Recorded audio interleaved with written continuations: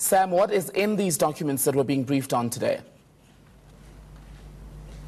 Well, basically, Tembegile, ANC is basically looking at the state of healthcare in the country and also the state of education, particularly looking at basic education, what children at early development have to go through, and how those who were particularly participated during Fees Must Fall, and how recently how the Minister of Higher Education, Naledi Pandor, basically rolled out those millions of rands to pay for historical debts of students who still don't have their university qualifications and cannot get jobs, so they can have their historical debt cleared and they can be able to access their results so that they can go into and enter the job market. That is in regards to the higher education sector, which has been very turbulent of late and has seen very violent protests at your universities, your University of Witwatersrand during the era from Mcebu Dlamini and Nompendulo Mkhatshwa and Vuyani Pambo and Naledi Chirwa, who was at the University of Pretoria,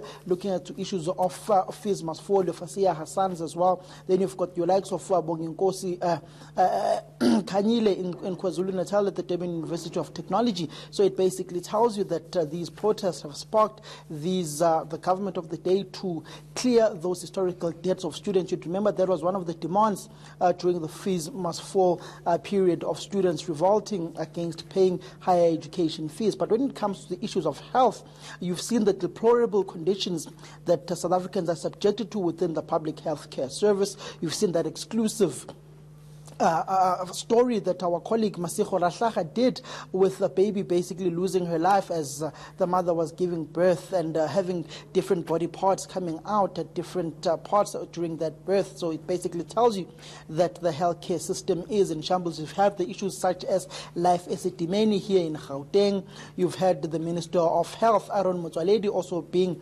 on fire for not being able to deliver proper services in the healthcare system. So South Africans have also had the likes of MEC of Health in Limpopo, Popi, who basically told some staff members in hospitals in that particular province, the CFO and the CEO, that they are failing to deliver on the mandate that has been given to the government of the day.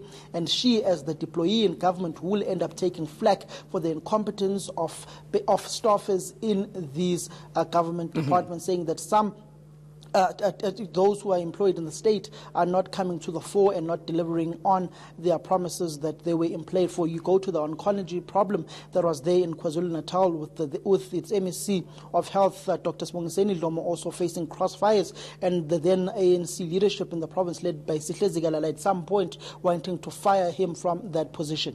And Samkele, the ANC, as with any other weekend so far this year, is going into a policy briefing with its leaders, including the president, embroiled in controversy at some level. Today there are reports in the papers about the Secretary General Ace Magashule linked to alleged wrongdoing from his time in the Free State. So do we expect then that the leadership will spend any time responding to some of the developments around Bosasa, Andy Ramaphosa, his father, and perhaps the SG himself?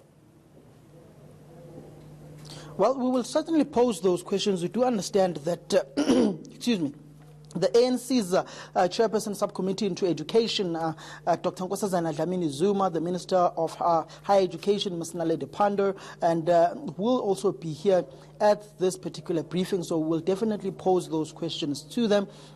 On the issue of Andile Ramaphosa, the president of the ANC has basically evaded those questions on his son and has evaded those questions on Bosasa and how Bosasa allegedly donated about 12 million rands rather to the ANC top six during his era as the deputy president. Those were the allegations being leveled against the governing party by Angelo Agrizi at the State Capture Commission of Inquiry.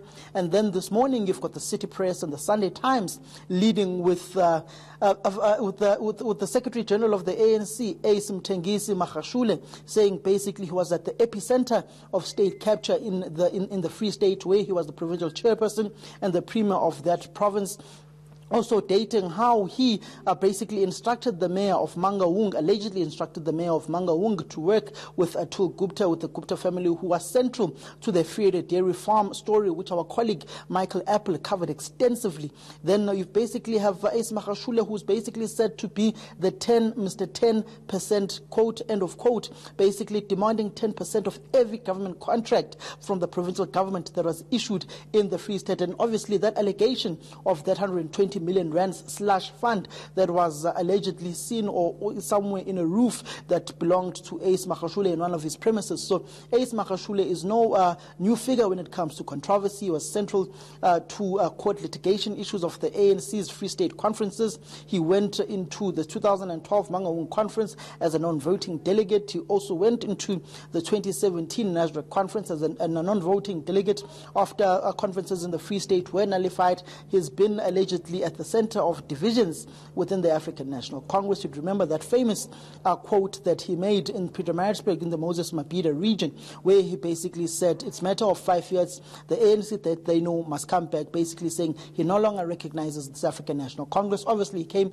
to clarify that particular matter, but Ace Mthengisi Magashule is not new to controversy. I've seen a tweet by him basically rubbishing the story by Sunday Times and also rubbishing that particular media house. But million-dollar question, instead of going on to Twitter, why is he not going to the press ombudsman if the Sunday Times reported falsely on him, as he may perceive them to be, rather than going to the public platform and basically diminishing a media house like we've seen in the previous era of the past 9 years of a former president?